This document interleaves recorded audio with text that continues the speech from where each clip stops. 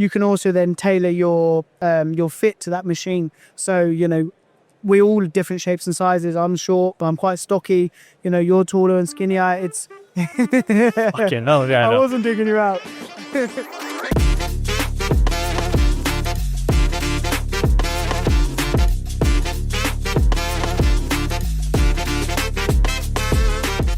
Hello and welcome to a very special episode of the Gym Owners Forum podcast. No, we are not sat in a men's toilet somewhere. We are actually at Elevate 2025.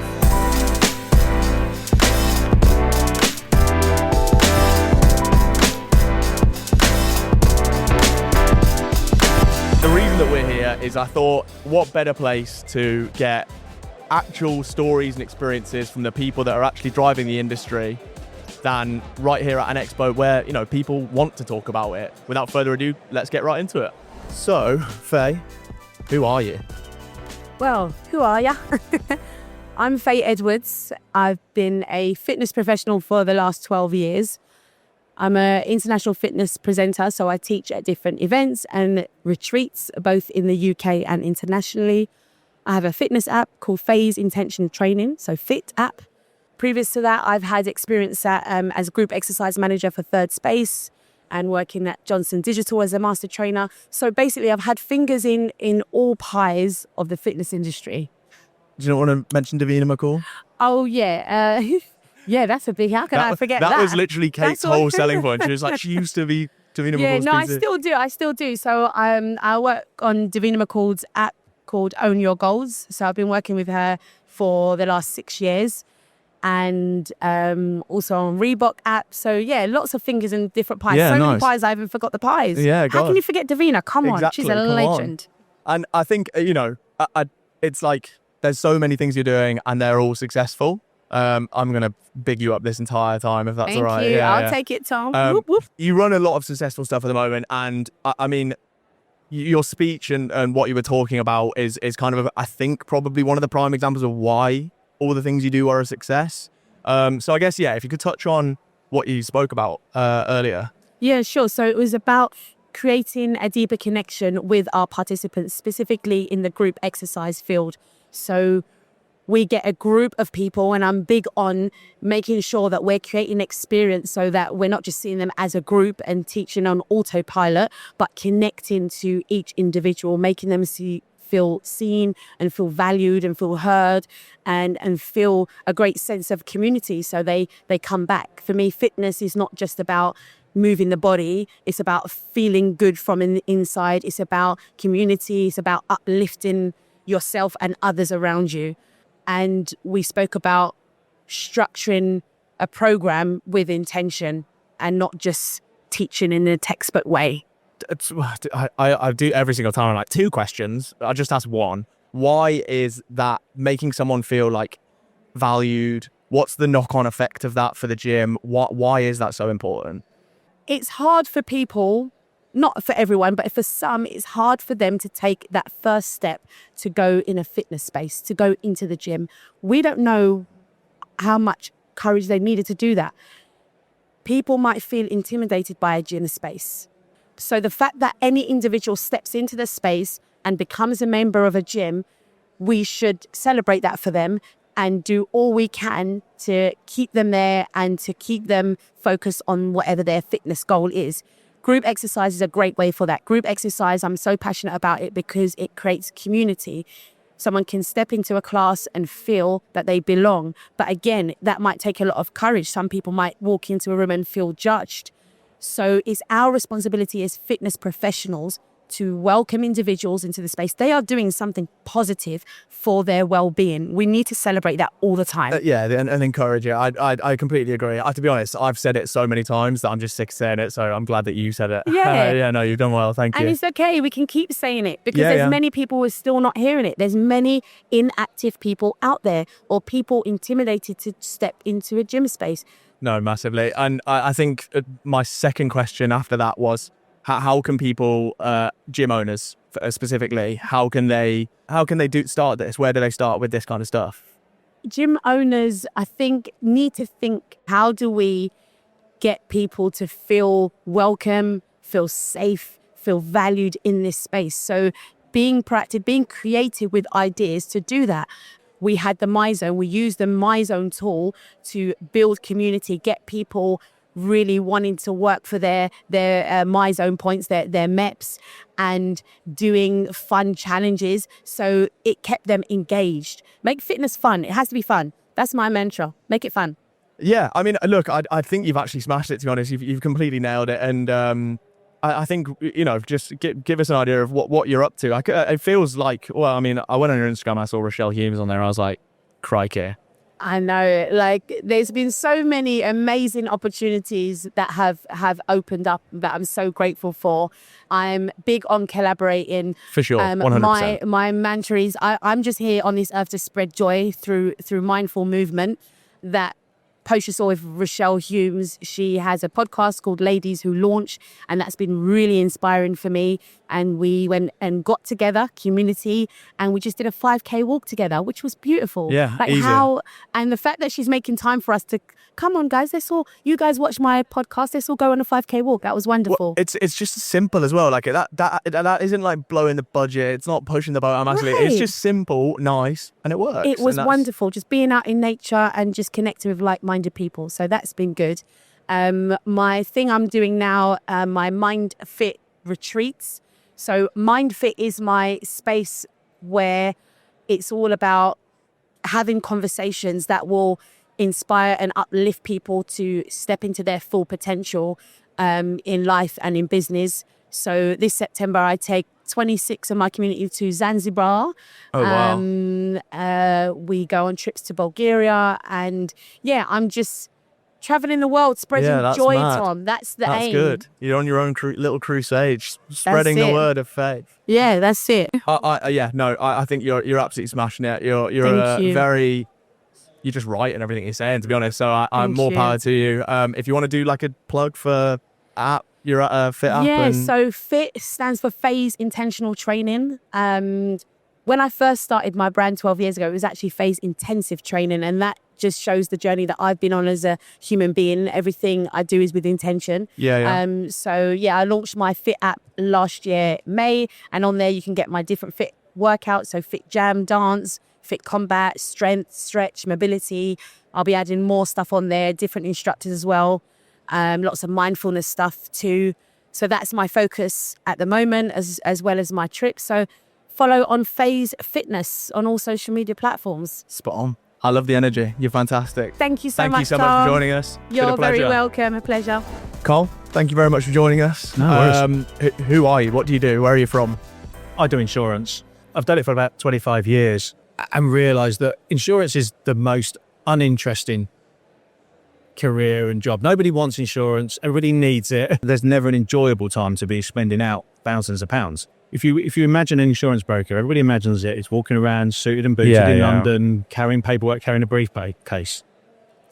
Those insurance brokers will not come out and see you because as a gym owner, you don't earn enough money. Yeah. You don't earn enough money for that broker to come and visit you. They'll just turn around and go onto that website there. And that's where the insurance industry has let the fitness industry down as far as it's gone. This is the easiest option. Go online, you can get your quote, quick and simple. Problem is, it's that typical computer says no, square box style. Yeah. No one gym, no one fitness industry or business fits that square box. They've all got their own unique difference to every other competitor.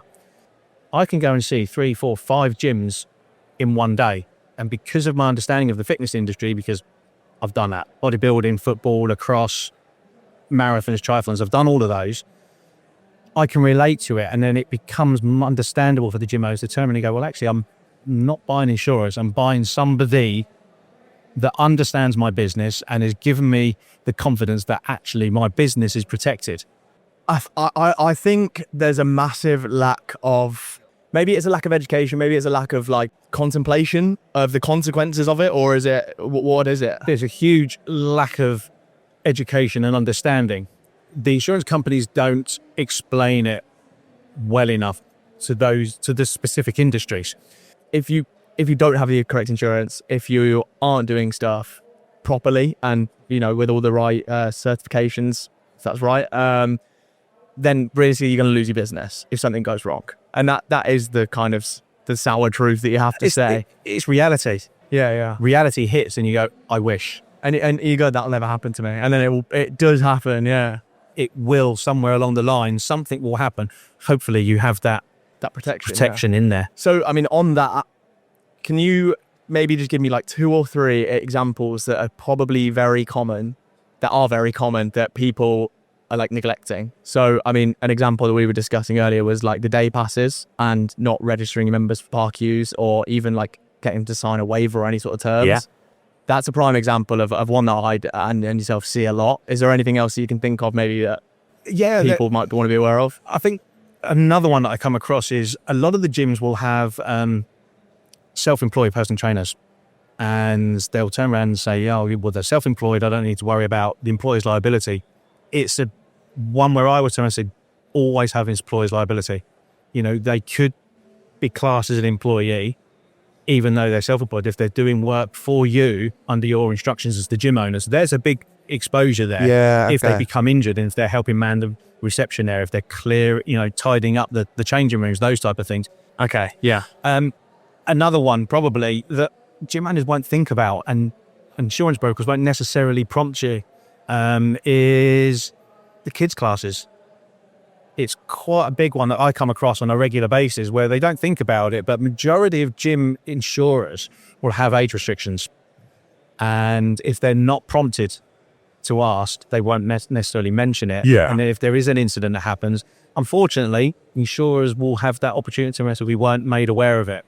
So it's, there's a couple there where it's, just making the gym owners aware of what the exposures are there. Of all the things. I mean, I'd like, we've said it, well, I've said it about 1,000 times. It's massively important. For the fitness industry and for the gym owners, it's very much educating them and making them understand the importance of certain aspects of it, where they just get told, oh, you need this, you need that, but why? Yeah. Why do I need that? Once you explain it and you can actually make it relative to the gym as far as, well, if this happens, a lot of the times quite scary, find that gyms have experienced that, they've had that, and they've kind of managed to get away with it.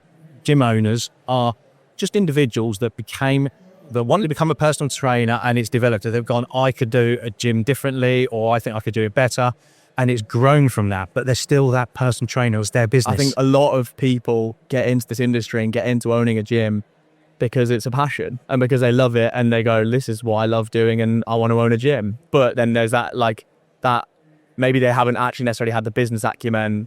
You need to be, and I say this a lot, and that's why we do this really, is you need to be like using your network to actually find people that can do this stuff. And so that is why what you do is so powerful. And I guess what we do is, I can say it's powerful. But yeah, no, it's massively powerful. And I think that there's definitely, it's needed, isn't it really? Yeah.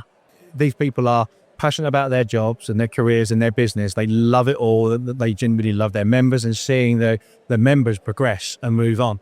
And what they want to do is protect their business, and I'm there to help them protect their business. And I've got more than just the insurances, because I know various different suppliers and other professionals and experts in their areas, and so speak to those as well. So it becomes more than just, oh, he's my insurance broker. It's Cole. He can help you out with this. I think sometimes there's this like culty mentality in the industry that like, I want to take your members and they're going to take my members. But actually it's like, if we all work together and, share our knowledge, we'll all be better off for it. Like, 100%. I think we all acknowledge within the industry, there's only 15% of the population. So there's enough out there for everybody. And I think it's probably off the back of COVID where people have realized that actually we can work better together and grow together. And everybody offers their own uniqueness in there.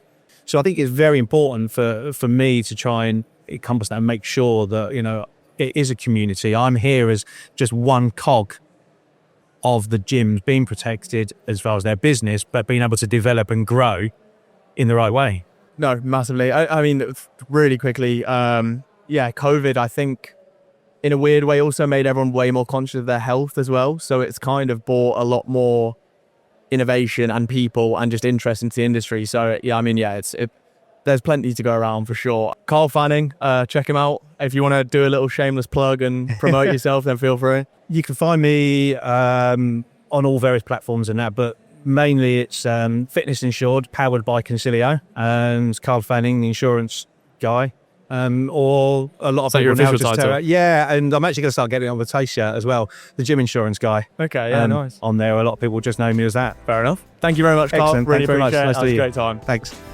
Harry, thank you very much for joining us on the podcast. Tell us a little bit about your gym, where you're based, and then from the conversation we had, there's so much stuff we could talk about. You might be here all day, but Yeah, no, take it away. thanks for having me, man. It's unexpected, but welcome. My gym's called Fitness Studio 46. It's a small group personal training gym. So everything we do is coach-led, traditional fat loss, strength training, but we've got a real focus on improving movement quality because the majority of people we work with are business owners, C-suite execs, and they tend to have a pretty severe injury history list, or at least some movement inefficiencies. So that's kind of where we're pitched. Okay, yeah. I mean, the ex-Ironman crowd, kind of that kind of stuff, isn't it? Yeah, it's like once upon a time I used to bench 3 plates territory. Okay. So is that your main demographic, I guess? I always kind of tell gym owners that it's about finding a niche and about finding your your market and actually really playing to that. Yeah, so I agree with you. I think one thing that is very difficult as a gym owner, especially when you start, is you kind of want to train anyone. I think at one point our tagline was, we help anyone get in shape, which essentially means we help no one. And we've really refined who we help best, which is that sort of pain-riddled professional. And then we've just got really clear on that is who's well-positioned, who we help the best. And then obviously all the marketing from there has been upgraded and changed to focus on that. How would you say that's affected your growth? I could give you some numbers. We've 3 times our revenue over the period of getting clearer on who we help. So member base has grown. We brought our pricing up as well because those people who work in those jobs, they expect a premium price It's point. a premium offering, yeah, for sure. So everything got shifted towards that market. Yeah, I mean, look, that it's literally so typical, and I think it's building your brand as well. If people can identify you straight away as that's for that person or that's for me, they're much more likely to resonate with it. So please say that again to everyone here when you can. These kind of events are really good for for meeting suppliers, and you don't really network with other gym owners that much. It can be a strange dynamic with other gym owners. Gym owners who live far away from you tend to be really friendly because there's no fear of stealing each other's clients. But the gym owner down the street or within a 3 to 5 mile radius, you probably never talk to him. I bumped into one of them in a local coffee shop, and it was just I was being really friendly and he did not want to speak to me. He knew who I was.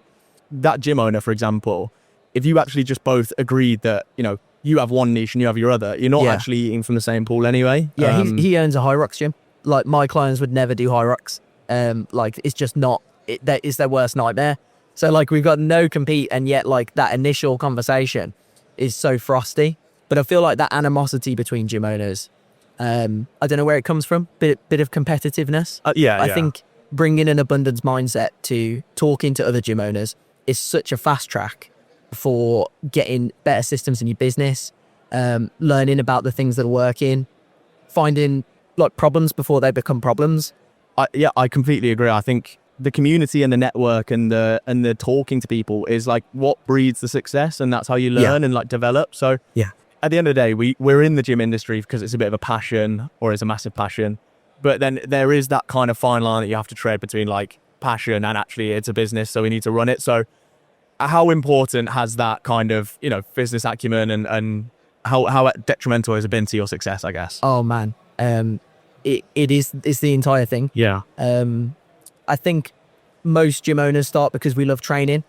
I was a fat kid, and then I know it's true. And then went about losing weight the wrong way. Then I was a skinny kid. And then I found this sweet spot because someone helped me. So you've got this passion story, and you want to share that with other people and help them with the success you've had. So you open this gym, and it's I've got these people, I've got this great story, I'm a great trainer. And then you realize oh, no one's coming, because your messaging's wrong and your marketing's ineffective, or you're talking in the wrong place. So you suddenly find although your heart's in the right place, the systems don't let you live your dream. and help people. So if you don't get those things in place, the business acumen side of things, it's a non-starter.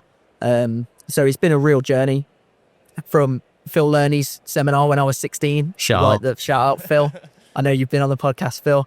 Yeah, as I say, it literally is. You don't know what you don't know at the end of the day. So like, it's get out there and get involved with it, really. I cannot emphasize it enough more, and you are a shining example of that. Harry, thank you so much. That is absolutely fantastic. Thank you. It's been great to have you. And yeah, on to the next one. Hello and welcome to the Gym Owners Forum podcast. Thank you very much for joining us. Shout out Sarah at it's Zapgo, isn't it? It is Zapgo, yes. She's been hounding us to get you guys on and explaining what you guys do. And actually, I thought, it's like, what's the catch kind of thing, I guess? Because she was like, it's literally, you get paid and it's fine. So Sarah's fantastic, right? She's not been with us very long, and genuinely every business should have a Sarah. Secondly, so we're an EV charging company. And that whole what's the catch, I get it, right? So what we do is we turn up, we try to lease a corner of a car park, we install the chargers, we pay for the power, we pay for everything, we operate, we maintain, we deal with the customers, and then you get paid for it.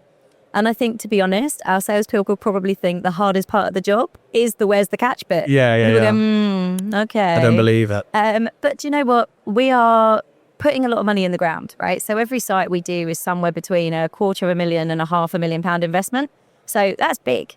And actually, where's the catch is the risk that we take, because unless those chargers get used, or we've spent £500,000 and we're kind of sitting there getting it back in sort of 75, 80 pence increments. Yes, okay. So it's a long-term investment. And as a result, what we want is a long-term partnership with our hosts. So essentially, we're looking for business owners who've got a bit of car parking space they want to monetize, who are willing to work with us for sort of 20 years. Yeah. And then we will take care of everything. Yeah. So we want chargers that work. We want them where people want to be. So, I mean, if you're at the gym and you're going, say, I mean, it's a gym owners podcast, so I'm going to say once a week, but if I'm sure your audience are now going to go twice a week minimum. Who the hell is she?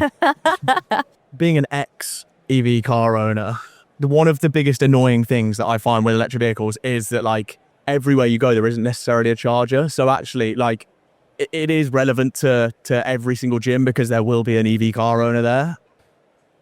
I guess it's that what's the catch bit. Why? Who's paying? But where's the money coming from, basically? We are backed by a pension fund as well as another capital firm, and they've given us sort of 26 million to get going. We will then make our money back over time. So it takes us a long time to make that money back, but then we're making profit in the back half, which is why the leases are sort of 20 years. It's the way the vehicle world's going as well, isn't it? I think eventually, you know, we should hit a point where there are more EVs on the road than not. Quite a lot of the time when we speak to landlords or business owners, they've tried to look at this themselves. And to do the slower chargers, you can probably do that. You know, if you keep it at like sort of a 7 kilowatt or something, which traditionally would charge your car kind of over 10 hours, but you're not in the gym for 10 hours unless you own it. And as soon as you get into the faster ones, there's now quite a lot of regulation around operating charge points. So it is genuinely win-win, we hope. Yeah, well, yeah. No. I mean, that's why I was kind of, it's a bit of a no-brainer. Obviously, not all gym owners own the rights to their car park, and they don't even necessarily own the building. So how do people kind of go down that route and figure out Fair play, whether they can get involved and it is a complication, right? So we're totally up for having to have conversations with superior landlords. So then we say, you know, people get paid. That's a conversation for us to say, right, you as the leaseholder right now will get paid, but actually your superior landlord will get paid as well. So it does make the legal slightly longer, makes it a little bit trickier, but generally it's not insurmountable. Do you guys do the legwork on that as well? Yeah, so we'll engage with the superior landlord, we'll support through all of that, make sure that we're kind of giving the right information for people to make a decision. Generally, in my experience, the superior landlords see it as additive to their site, and hopefully everything's going brilliantly in the gym and they are extending their lease anyway and everyone's a winner. To round this off, actually, I think having to spend an hour in a service station multiple times previously, I'd rather be doing that in the gym while I'm there. For a gym owner, the more add-ons you can give a member with their gym membership, the more they're going to hang around and stick around. So it is really a bit of a no-brainer. Agree. Our whole strategy is to be where people want to be, so that you're not having that hang around in a service station, sit in a car park playing a game on your phone while you wait for your car to charge. You think it sounds good. It's awful. No, you want it to happen in the background while you're getting on with your life. you are literally a prime example of why coming to expos and events is so good, because it's like, I literally would never even consider this. I think it's really, really great what you're doing, and it is the future. If you want to give a shameless plug, feel free. Absolutely. So thank you very much for having us on here. It's our first time at Elevate. I don't think it will be our last. Guys, if you've got a gym, you've got a car park, you're thinking about finding other ways to drive revenue through your business, please give me a shout, or get in touch at charging@zapgo.co.uk. Perfect. Dee, thank you so much for joining us. Thanks for having me on. Thank you very much. Let's just get straight into it. Who are you? Where do you begin? Supposed to be an easy question, right? Yes, Who are you? sorry. What do you do? Go on, I'll give you that one. So my name is Tunde, and I manage leisure facilities in Colchester for the council. So we've got 6 facilities.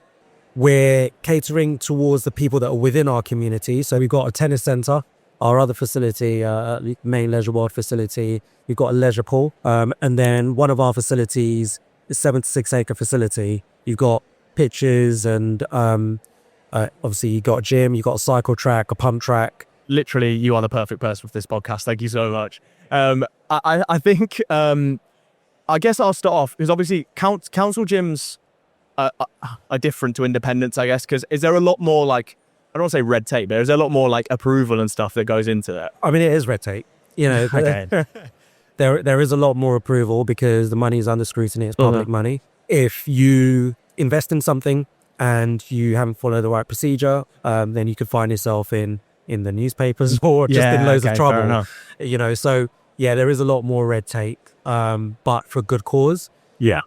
That's the difference. But then obviously at the end of the day, it's a business, it's a gym. And I think a lot of the challenges are the same. And with it being a community focus, I guess, what do you guys do to put an emphasis and kind of really like focus on that community? If you think about it this way, you basically got income coming in from other sources. Yeah. But you're able to use the outgoings to invest in what we're able to do for the community for free. It basically cross subsidy in a sense. Yeah. So what we started should provide good social value. And for people that don't really know what social value is, it is what have we been able to do that's not necessarily bringing in a tangible income, but actually reducing having to spend on hospital costs and antisocial behavior and all that kind of stuff. So basically prevention. Ultimately, what we're trying to do is make people more active, increase well-being, mental health. And by doing all of that, we're helping the NHS and, you know, all the other stuff as well. I think that's actually the red tape and the like having to justify everything you do is something that actually probably benefits you because it means you're actually thinking about it. And I know, you know, I'm guilty of it, like with the Gym Owners Forum, like you'd kind of just sometimes find yourself operating on like vibes. So I think, you know, what you've actually just said is like what every gym should be doing. Do you find, because I know that it is definitely the way the industry's going and people are kind of wanting more for their money with the memberships and stuff. Are you finding that you're having to still like even go further than everything you offer to kind of give people more for their money, I think? 100%. But we're not fighting against the tide, we're embracing it. At the end of the day, people want to live and people want to live a good life. And so we're able to provide that, then we're able to provide it. And if we're doing that based on volume and we have to do it based on volume, I understand the difference in having something that's a premium product where actually you reduce the volume and then you have a high ticket price. But, you know, being a council, being where we're based, that's, you know, we're going for usage, we're going for people, and we actually want to make that impact and change. So we do provide a lot of value for what it is that we offer. No, definitely. I think actually you touched on it very briefly there, but the education side of things, how are you guys educating people on like the benefits of health and that kind of stuff? So it's done in different ways. Obviously, you've got the marketing channels via newsletters, etc. But it starts with us. And so really, when I say it starts with us, what am I doing to take care of myself? You know, and how do I cascade that down? And what are my managers doing? And how do that make it seem like actually we're not just pushing this and trying to sell it, we're actually living and breathing it. It's one thing trying to explain it to people in order to educate them. And it's another thing where you actually show them or they see it in your vibe, in everything you live and breathe. Yeah, exactly. 100%. How can you sell something if you don't believe in it and you don't actually do it? I literally couldn't agree more. How do you think council gyms differ from your standard independents in terms of just the way they operate? With how we started, the red tape, that's the main thing. Yeah. Outside of that, I think we're going through the same things that, you know, other people are going through. I was just speaking with the RLSS about the difficulty of recruiting and keeping lifeguards. We're all in the same industry. The scrutiny is a little bit more, again, public money, public eyes. But outside of that, in terms of, how we operate, I've worked for GLL, I've worked for Everyone Active. So I've kind of been on both sides of the coin.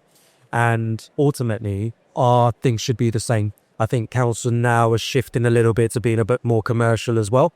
So it's not just usage and everything for free and all of that. It's actually, we need to balance it. We need to be commercial and we need to be sustainable. Otherwise, it's just going to be a race to the bottom.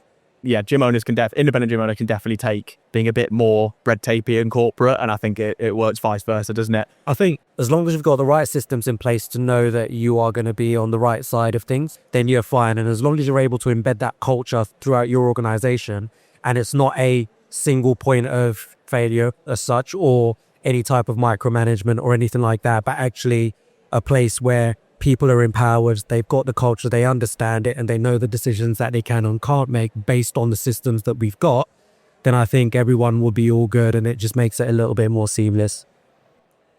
Spot on. Thank you so much for joining us on the podcast. I appreciate it. Cheers, Tom. Yeah, good Cool. stuff. Cheers, Nice mate. one. Thank you very much. All right. Thank you very much for joining us. You're welcome. CEO of Twin Labs, founder of Twin Labs as well. Yeah, co-founder of Twin Labs. There's That's it, three of okay. us that have founded the company. We're the team that built all the data and analytics of the Tour de France.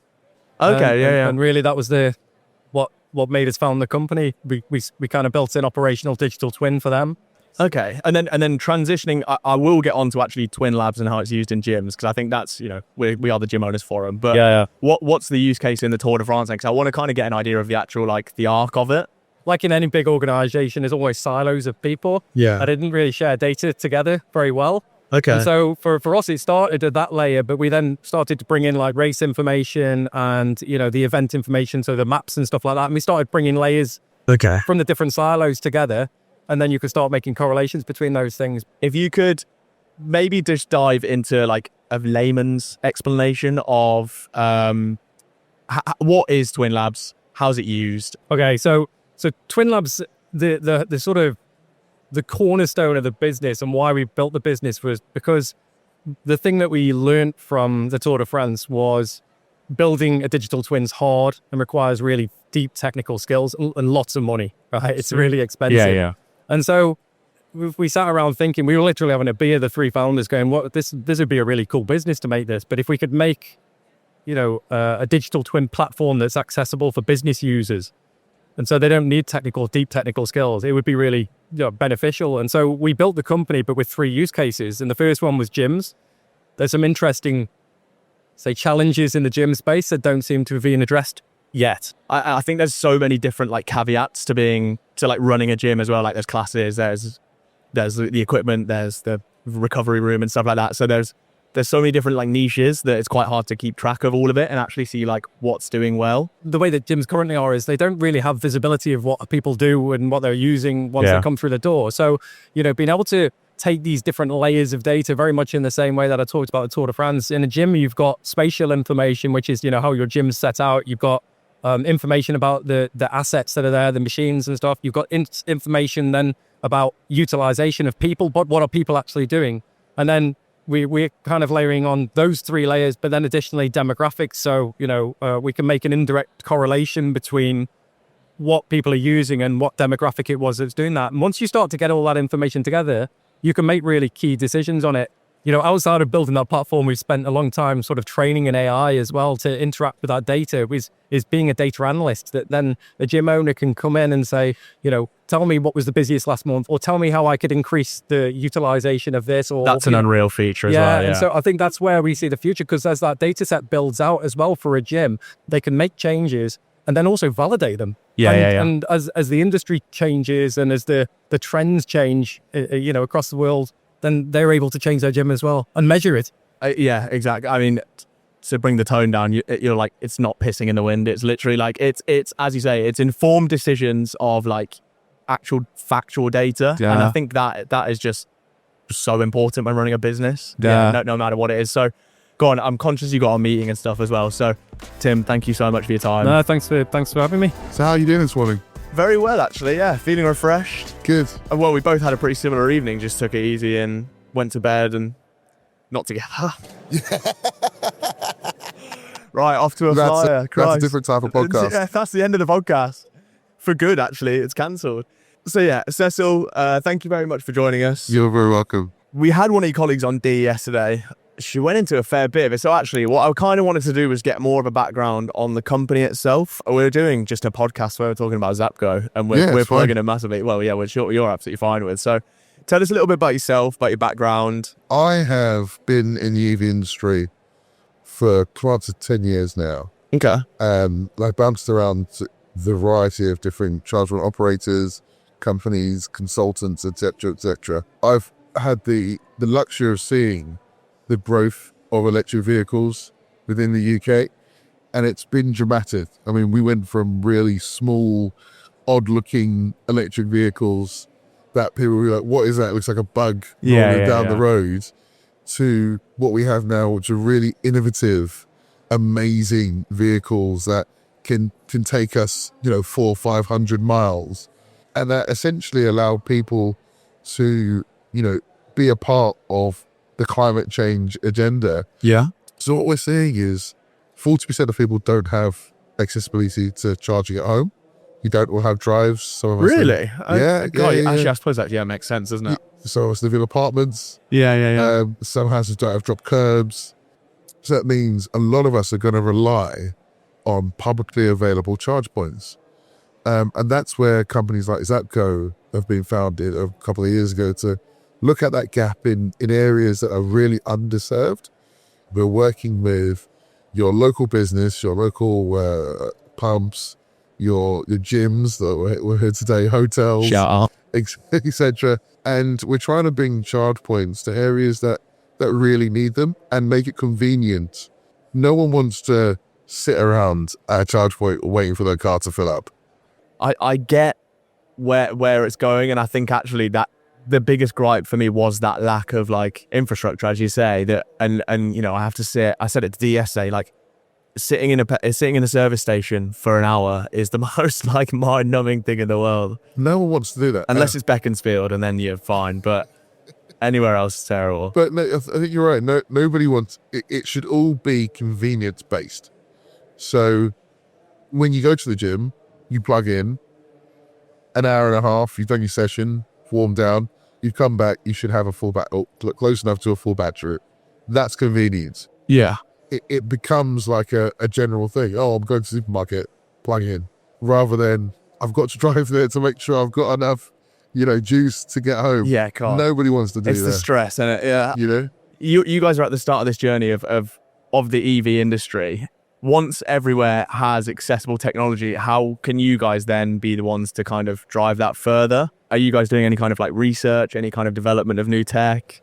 Oh, absolutely. Tell us about that. That's where the fun stuff comes in. So you've got people that have solar panels in their home, battery storage at home, and energy is becoming ever so personal. You've got things like vehicle to grid, where if you've got a full charge, for example, and you want to sell your electricity back to the grid at a good price, you then become a personal owner of energy. The future will be at some point me trading energy with you via my car. So, you're to charge. Oh, fantastic. I'll pop over to your house, mate. Let's connect our two cars together. I'll give you, 20% for X amount of quid. Yeah, that's mad. And we're already doing trials about that, about us selling into the grid. There's already a couple of stations up and running that are looking at that. And that's the type of innovation that we want. It's interesting. So is that you guys specifically that are doing that as well? There's a lot of companies that are out there looking at things like vehicle to grid, looking at wireless charging, looking at, there's so much going on in the EV industry. We'll have to do another episode. No, for sure.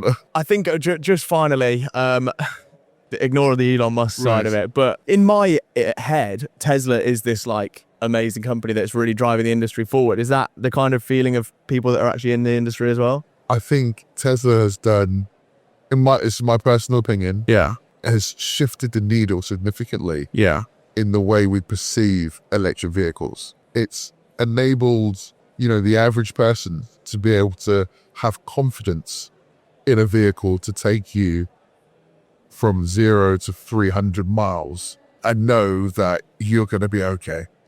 And Wow. and that has been a seismic change, and it's allowed other manufacturers to almost hop on that and go, yeah, we're going to do. We're Give doing them the it as well. confidence to do it as well. Yeah. And now you've got the confidence that Tesla's provided with the heritage of these, older manufacturers. Put that together, and if you look at the industry now, Well, yeah, you've got some fantastic. you get these movers. companies just coming out of nowhere. I had no idea what Polestar was, and then you just see that flying around everywhere. Well, it's Volvo background, right? No, it is, and BYD as well. Is BYD, like, and they've over the past quarter, they've outsold Teslas across the world. Oh, really? So you do see them everywhere. So you get the industry is booming, and I would ask all your listeners to, if they've never tried an EV, pop down to your local car dealership and just give one a test drive, and you'll be astounded by how great they are. It is mental how fun they are, and Yeah. you do feel, like you're going to crash every time you put your foot down. But it's a nice feeling,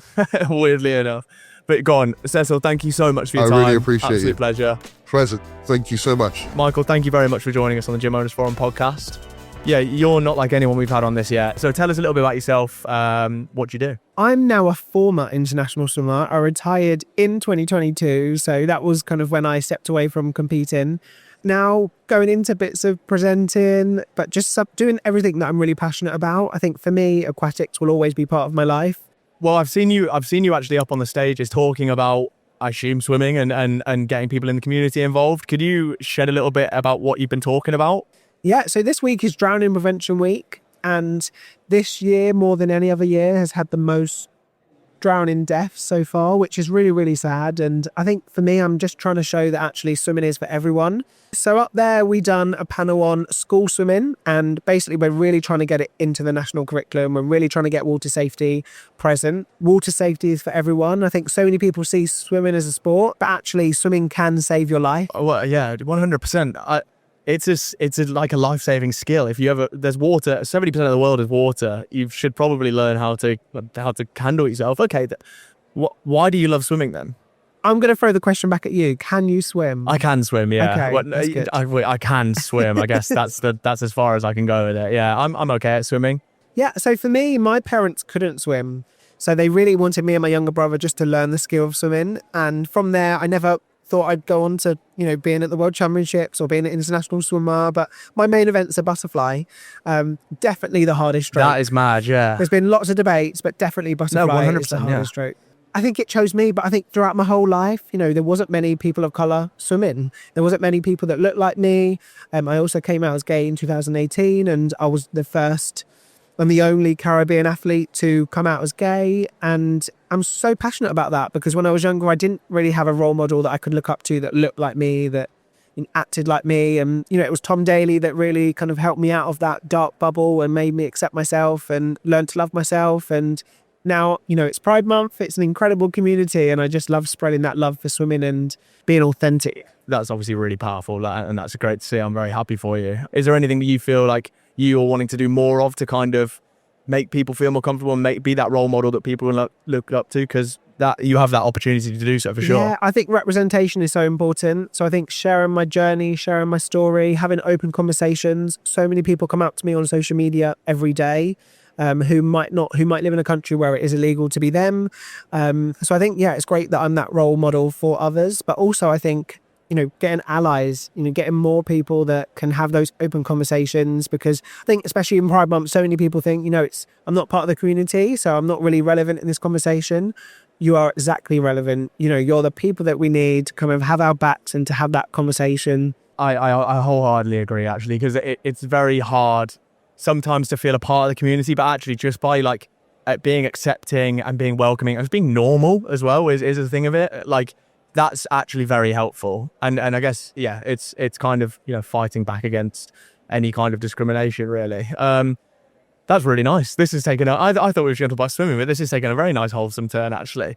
So in terms of the presenting now as well, how have you gotten into that? I guess this is more of a personal, I want to know. Yeah, I think it's a hard time in the industry. I think the television world are using the same faces and it's very, very hard to get in. So I think for me, I'm just knocking on all the doors. I'm having lots of different ideas, lots of different documentary ideas. And I pitched an idea to Sky Sports and they run with it, and they were really interested in it. And I actually was director and producer of my own documentary on Sky Sports football called Beneath the Surface. Okay. And it was just really interesting because I wanted to take myself out of my comfort zone and try football. And I partnered up with Jake Daniels, who's the first openly gay professional football player. I tried football. I was awful, but I think the moral was that it doesn't matter if you're good or bad, everyone can take part and be involved. So, hopefully I have more fun projects like that. No, 100%. I mean, you're here doing this, so people are literally begging for you to come and do it. And finally, I just kind of want to touch on, obviously, with the Gym Owners Forum podcast, so we should probably talk about gym owners. How would you recommend gym owners or business owners to include swimming or get involved in swimming or just bring more awareness to the swimming? Oh, good question. I think keep sharing positive stories. I think sometimes being in a pair of Speedos can be quite daunting for some people, but I think, embrace it. Everyone's different. It doesn't matter what shape, size, color of your skin, anyone can get involved. For me personally, gym was a massive part of my training anyway. So I always actually felt quite insecure in a gym. Swimming was my safe place. In the gym, sometimes I felt a little bit exposed. I was like a distance swimmer, so I done lots of reps rather than lots of weights. But I think, just making sure that everyone's voices are heard and that everyone can get involved and there is a space for everyone in a gym and a pool. Life's for everyone, right? I think, 100%. And even like the health benefits of swimming go hand in hand with the health benefits of the gym and needs to do cardio. Mental health, I think, Exactly. is there now more than ever. And I think swimming especially, it takes your mind away from everything. Going to the gym, endorphins, we all need it. So I think it's quite easy to forget sometimes that swimming isn't like a universal skill. You saying that, it like blew my mind, but it's actually so obvious that most people like don't learn how to swim. That's a very privileged thing of me to say, isn't it? But I think actually you're right. It's a massive thing that we should all be bringing more awareness to. So yeah. Michael, thank you so much for having me on the podcast. It's a pleasure. I'm time conscious, so I'll let you go, but thank you so much for joining us. Thank you so much. So, Ashley, thank you very much for joining us. I have just forced you into this. Nervous, yeah. I'll be nice, don't worry. You were telling me that you're starting your own gym. If you could just tell us basically what it's going to be, like what kind of facility, and where you're at in that process now, I guess. If you don't want to share any like company secrets or any like personal info, that's fine. No, I'm just, I may as well just divulge a little bit. So, This is a safe space. basically, I want to partner with gyms. Yeah. I want to use the space that they're not using and make it a private workout section. Okay. So I get the name now. Gym capsule. Yeah. So it's just a capsule. So where's this actually come from then? Like, why have you decided you want to start doing this? I've always had like problems of like busy gyms, not being able to get on what I want and stuff like that. And I've always just wanted my own space. So I just thought. So it would be a gym within a gym section? A gym within a gym, yeah. Yeah, no, I mean, look, for clarity as well, like this is very early stages. Yeah, this is all. I'm not expecting you to kind of plug it, but I think it's an interesting concept for sure, because a lot of the stuff that we've spoken about is that space utilization and how you can offer more to your members. And that's it's funny because you are now like, you're a prime example of that being the case, because you're now going to start servicing that need and that want for gym owners. If you ever need any help or anything like that, get in touch. Give us a shout. Thank you. Thank you very much. Nice to meet you. Thank you. John, thank you very much for joining us. Tom, thanks for inviting me onto the podcast. Really appreciate that. What was the name of the council again? It's the Gym Safety Council. Gym Safety Council. I'm a chartered engineer. I've been involved in the industry for 20 odd years, but that's in the design and build and maintenance and service of equipment. When I go around visiting gyms, particularly independent gyms and charities and boxing clubs and gyms that crop up in businesses and hotels and schools, I'm struck by the lack of awareness that perhaps the people who are responsible for the gym that they have with regard to the equipment safety.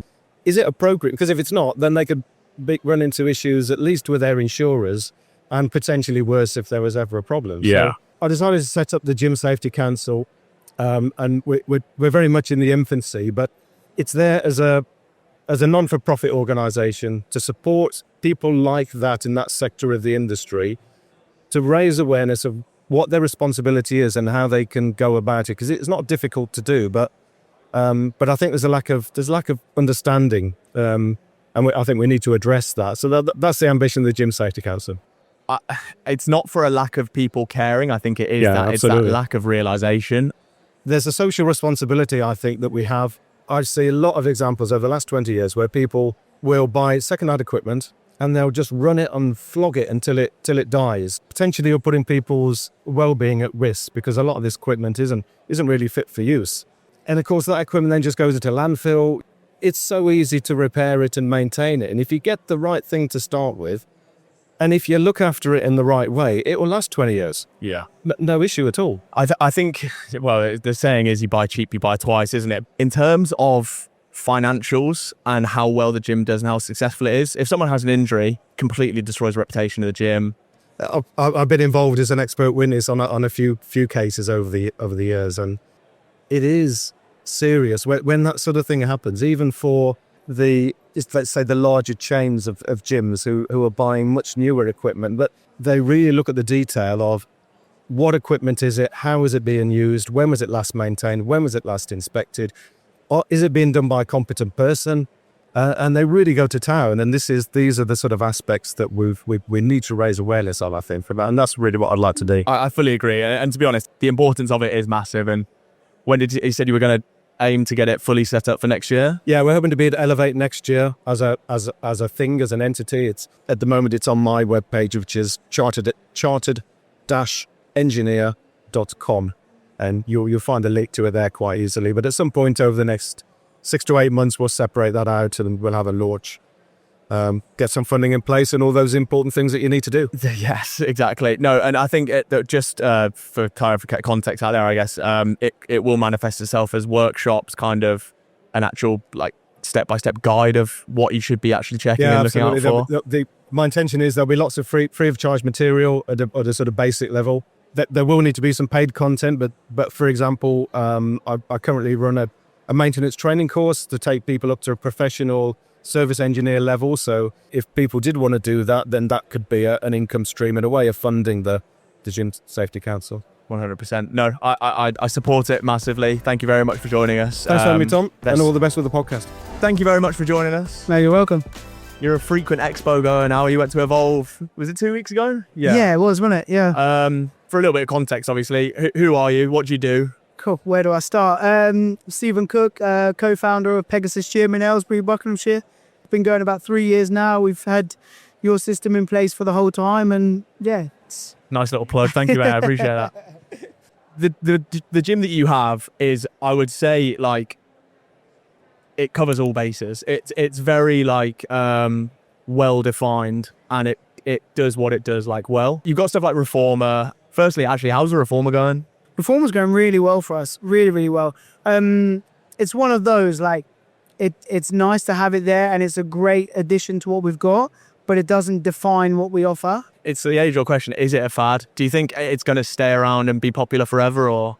Yeah, do you know what? Without intending to plug Total Gym and Ethics Leisure, I do think Reformer's a fad. Reformer will eventually have its day, but that's why we went down the Ethics Leisure route and the Total Gym, because there's so much more to it. It's Reformer, but on steroids, you know, like, it doesn't have the free springs like a standard Reformer does. It has the different levels of elevation. You can also then tailor your fit to that machine. So, you know, we're all different shapes and sizes. I'm short, but I'm quite stocky.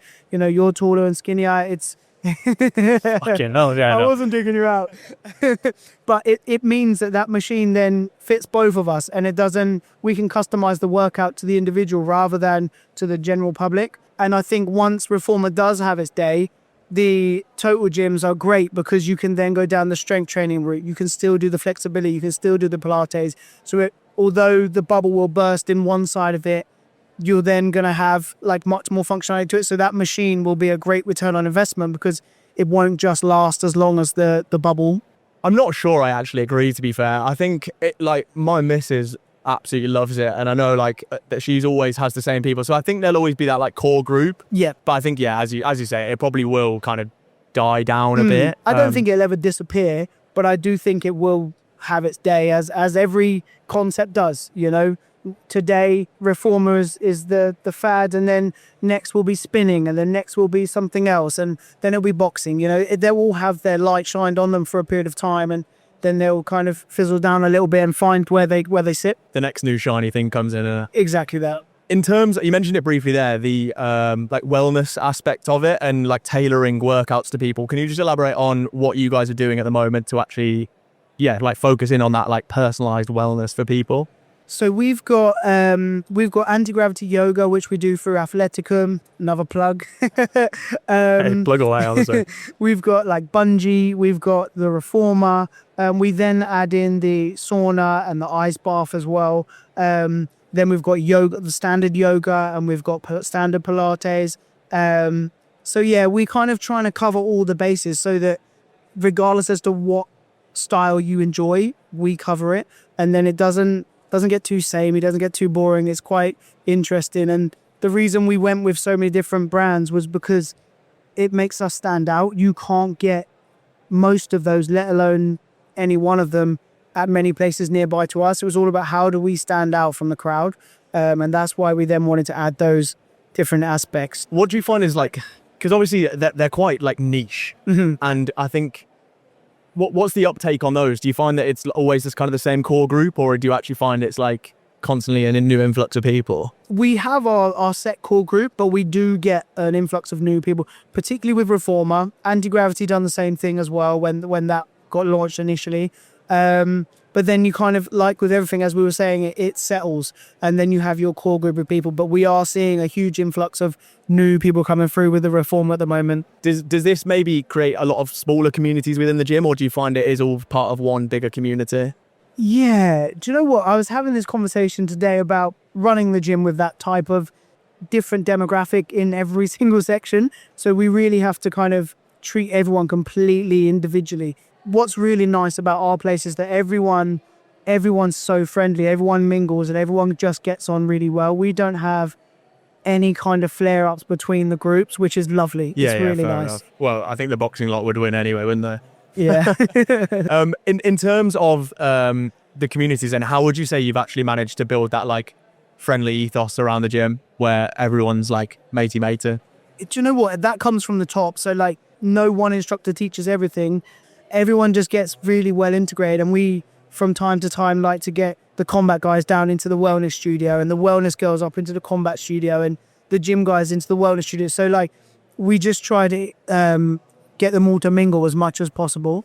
Most of the conversations I've had today is like people saying like find your niche and do it really well, but actually there is the flip side of that, which is literally like do everything and just like do it really well, and then actually everyone's happy. Yeah. Would you say you had to position yourself as like a premium offering because you're kind of trying to cater to everyone? Yeah, I think so, because I think, let's use Pure Gym as an example. Like they do what they do and they do it well for their demographic and everything else, but that's why they're so good at it and why they can keep their price down, because they focus in on that one good thing. For us, like we have to push our price up a little bit, because to bring all of those things under one roof, it's so expensive.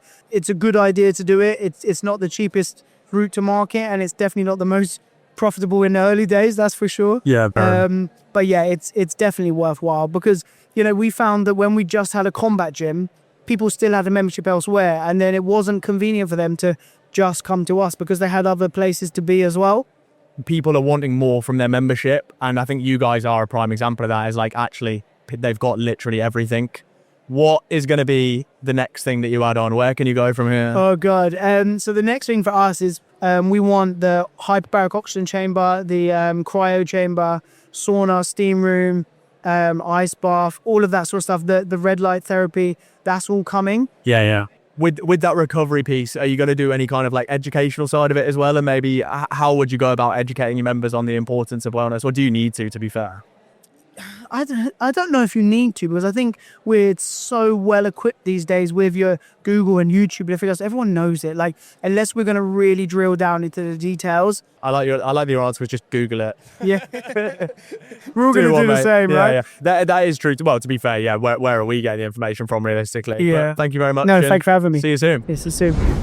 That is a wrap on Elevate 2025 and the end of the Gym Owners Forum podcast Roadshow edition. Really hope you enjoyed it. It was an absolute blast. It's the first time we've done this, and it's definitely not going to be the last. We had some really great conversations, met some amazing people, and I think what you've just seen is really a snapshot of some of the best bits. There was loads more going on. Couldn't recommend coming here enough. Met so many people today for the Insight Network as well, and so many exciting partnerships that are going to be announced, and big things coming at all our future events as well. If you think this was small, wait till next time. That sounds like it's going to be smaller. It's going to be bigger. If you enjoyed that, check out our other podcasts on the platform that you're watching on right now. You'll be able to get them all. And if you enjoyed it, give us a follow. More stuff coming soon. Yeah, thank you very much, and see you on the flip side.